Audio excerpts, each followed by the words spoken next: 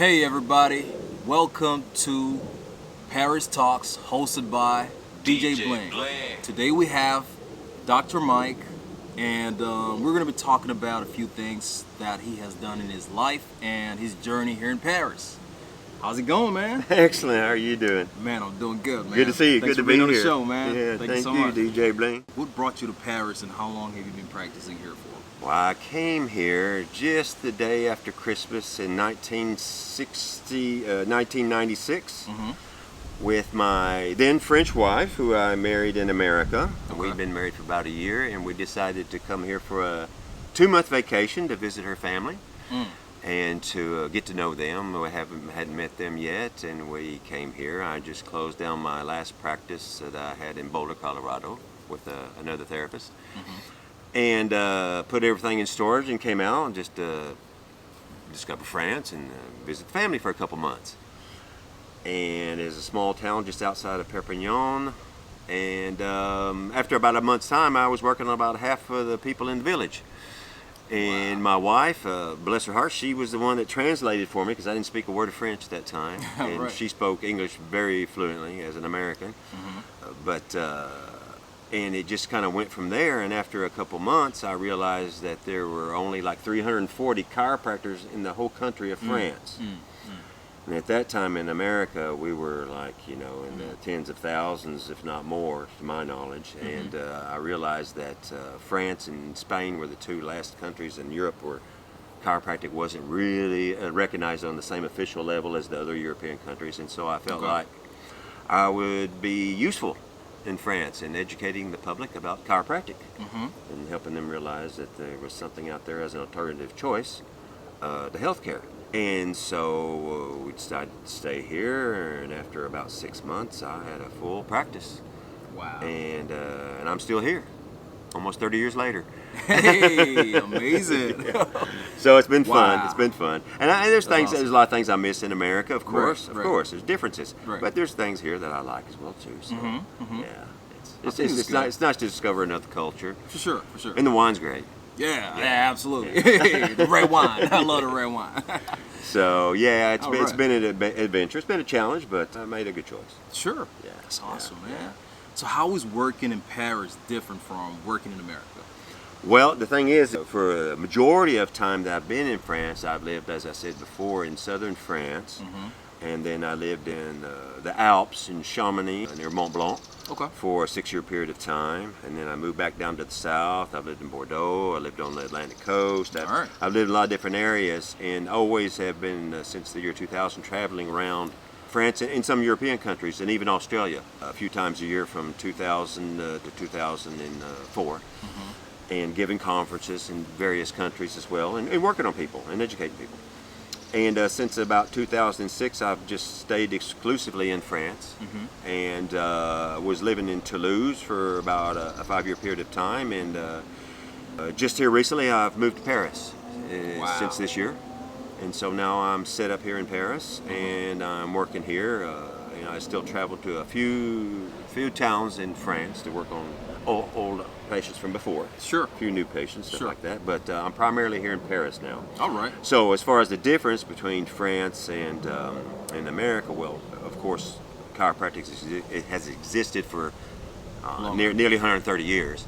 And so here in France, it's only existed here about anywhere from 55 of those years. And so it's still new here. Right. And actually, I was the first chiropractor to even give a public conference to the general public, actually, about nutrition or stress and stuff like that, ever.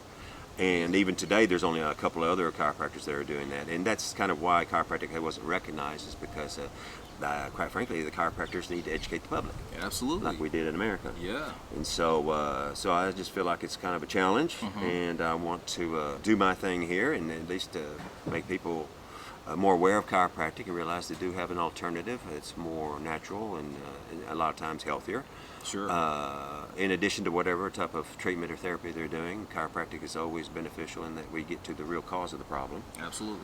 And so it helps people get through their illnesses or overcome their illnesses much quicker. for sure. For sure. And That's rare. so, yeah, and I've learned French. So Hey, okay. that's a good thing. All right. So yeah, I'm still here and still doing my thing, and so yeah, it's challenging. But I will say, by living in Paris, I've treated people from all over the world. I mean, I've met people from literally everywhere in the world since I've been in France, especially in Paris. Okay. Whereas in America, I didn't live in New York or Right. Los Angeles, so Right. I didn't really have that same type of opportunity. So that's been very educational All right. as well. Yeah, been fun. Awesome, man. That's great. That's awesome. So, how do Parisians approach health and wellness compared to America? Parisians. Now, just to throw this out there, there is quite a difference from the general population of France Yeah. compared to the Parisians. Because Parisians, we could compare them to the bigger cities in America, that they're definitely more stressed, Right. a lot less of a connection with nature, which helps Okay. kind of people be healthy as well. I would say that the people in Paris look for a chiropractor more as an emergency solution, because they've tried just about everything else, which is about 90% of my patients.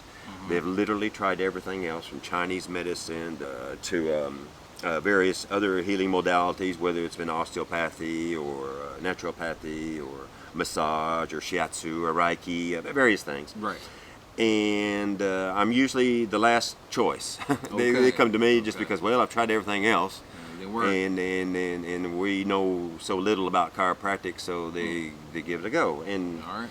and they're usually quite surprised at the difference in the treatment modality, Okay. and how we actually help people heal themselves. Because the chiropractic philosophy is that we don't actually heal you, we didn't create you, so therefore we can't actually recreate or heal you. And we can remove interferences in your life Right. or in your body that are keeping you from healing yourself. All right. So in doing that, then it helps the body come back to its natural homeostasis and natural healthy state again. And so that's been challenging, because there's, quite frankly, not other therapies that have that philosophical approach. Got it. So that's been an asset for me, but also a challenge. All right. So, Wow. but whereas in America, a lot of people know what chiropractic is. Even the rural people will go to a chiropractor before Absolutely. anything else, unless it's a life-saving emergency. Of course, they'll go to the emergency room. But a lot of times I've had people come to me even with broken bones and think that they need to see me before they go to the doctor. I'm like, Right. nah, man, you gotta go to the hospital. I mean, I can help you heal the bone after Right. it gets set, but I'm not gonna set it. Right. So, That's but anyway, awesome. yeah, Yeah. it's just a different culture, a different sure. mentality. But I will say, in southern France and on the west coast, Yeah. you do find more people that are more natural and health oriented, and so they're definitely more open.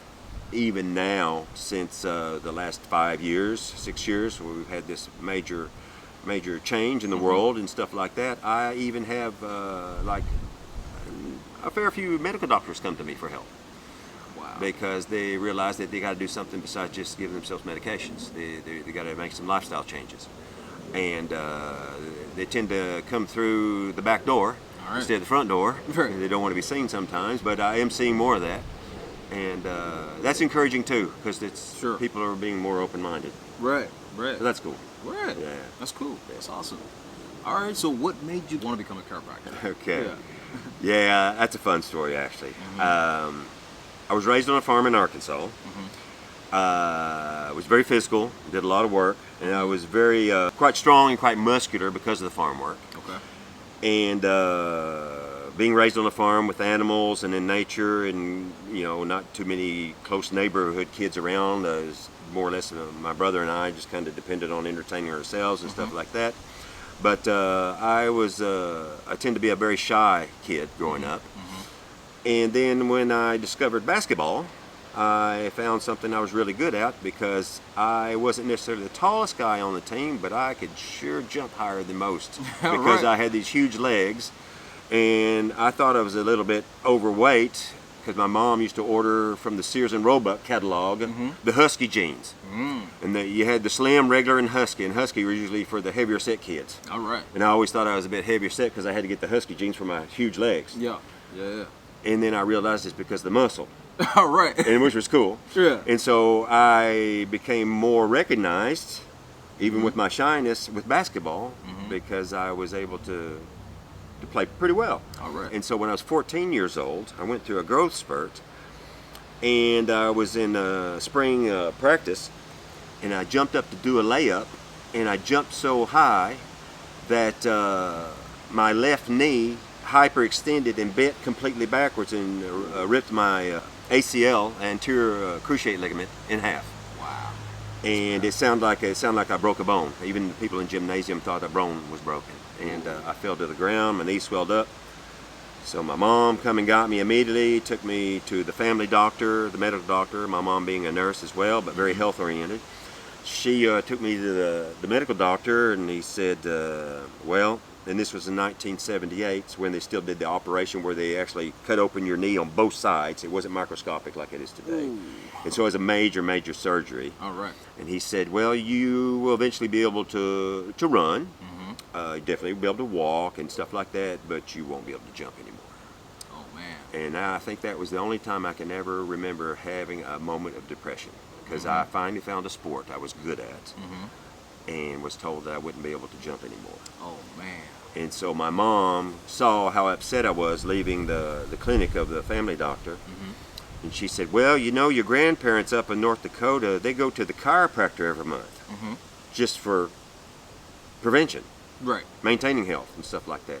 And no one in my immediate family had ever been to a chiropractor. Right. And she took me to the town chiropractor at that time, and Dr. Irwin, I'll never forget him. He's a hero. He saved you. yeah, I mean, at 14 years old, I went in to see him, and he's like looking at the X-rays, doing orthopedic tests on me as well.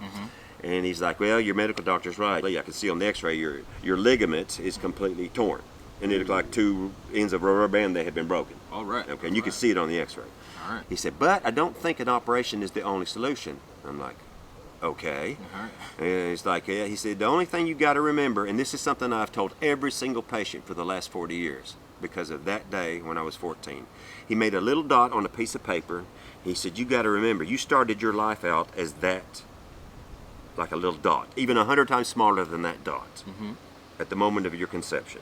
He said that, but there was a universal intelligence, energy, whether you call it God or whatever, he said that was present in that cell that caused that cell to multiply, reproduce, and become a human body within a 9-month period of time without your mother or you thinking about it. Right. He said, so if you could create your body with one cell that's microscopic, he said, and you have an estimated 50 trillion cells in your body now, why can't you recreate that knee? And I'm like, that's true. That makes sense. Wow. It's like, well, he said, no, but he said, we just got to get the idea out of your mind that your body is not able to do that, when in fact it is able to do that. And so I was just like, oh my God, he gave me hope. Wow. He really, I just like completely changed my way of thinking, and it left an impression on me at that moment in that first session. And he started working on me that day. Well, to make a long story short, a little bit shorter. All right. In 3 months, my ligament, it wasn't connected perfectly, but it was crossed over, and there was a scar tissue around it, like a little ball, but it was completely connected again. Whoa. Even after a follow-up X-ray, you could see it. Wow. In 3 months, I was able to play basketball Amazing. with chiropractic, nutrition, and some physical therapy to stimulate the circulation in the area. And so at the age of 14, I decided that's what I want to do for the rest of my life. And my mother especially, and the parents are like, oh, you're only 14, you'll change your mind 100 times. It's like, nope. Right. Nope. I'm gonna stick to this. That's what I'm gonna do. That's my mission. Right. I will do what he did for me, because my mom was like, well, don't you want to be a real doctor? And I was like, well, the real doctor wanted to operate on me and keep me from playing basketball. Right. And this guy, I'm playing basketball now. And I played for 11 years thereafter, even on city league teams all the way through universities. Amazing.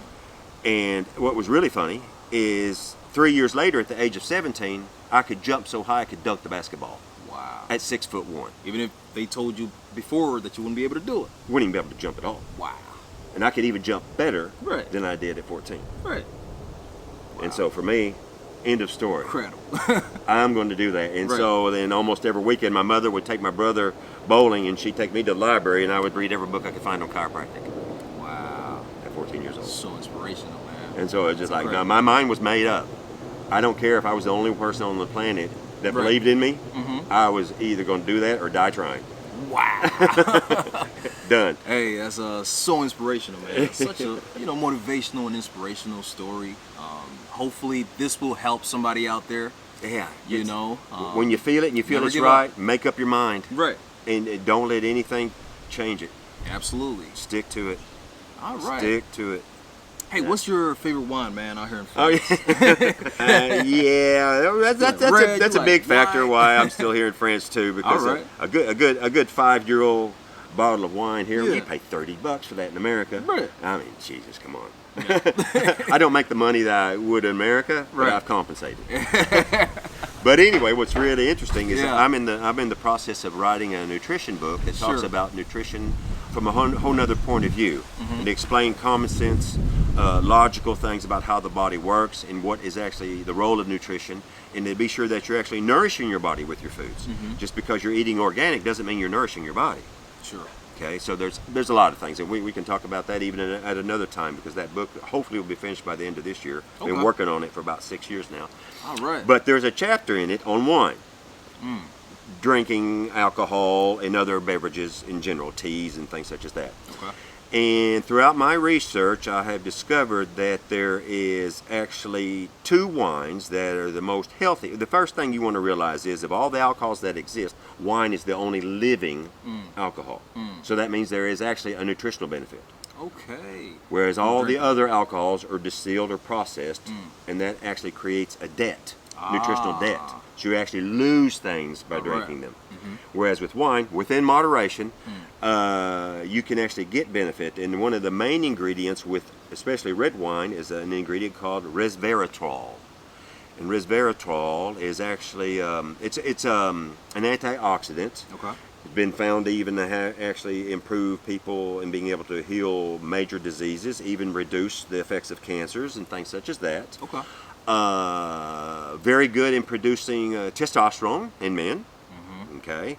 Whereas there's a lot of other certain types of beverages and even alcohols that produce a lot of estrogen and can be counterproductive for men. But resveratrol is very good for that. It creates a lot of support in the immune system and the immune defenses. And the 2 wines that are the most abundant in that ingredient are Pinot Noir, the grapes, or the cépage, as they say in French, of Pinot Noir. And the second one is called a grape called Malbec. Malbec. And the Pinot Noir is actually better because it has less tannins. Because a lot of people think, oh, but tannins are good. That's what keeps people from getting cholesterol. And that is true, because the tannin is what causes animal skins to become leather. And so when you do that to your vessels, then the cholesterol can't stick to your vessel walls, but your vessels are no longer elastic because of the tannins. So you want to be careful not to drink too much tannins. That's why a lot of people get cramps and stuff like that when drinking red wine.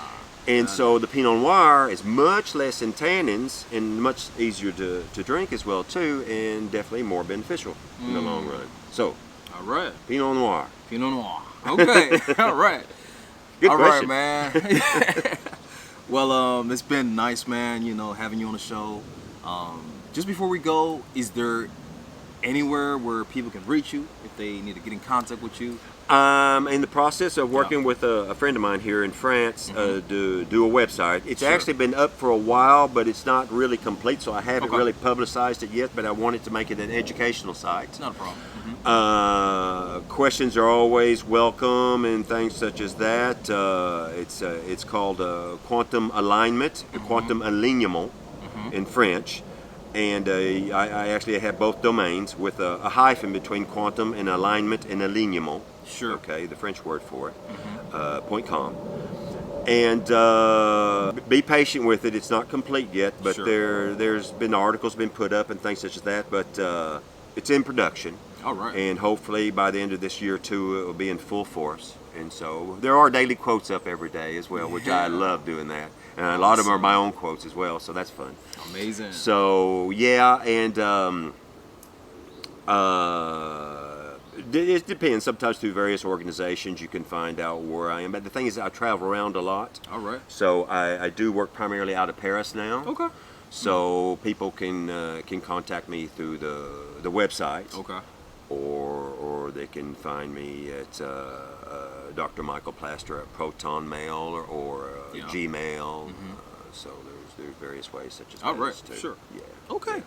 Yeah. Awesome. Hey man, I appreciate Man, you it's for been being a on treat. the show, man. It's been great. Thanks for the sun. How did you do that? Absolutely. Hey, Good I job. appreciate you, man. Thank you so much for you're always a being on the pleasure, show. man, to hang out and stuff and to have a chat. It's been great, man. Yeah. All right. Thanks.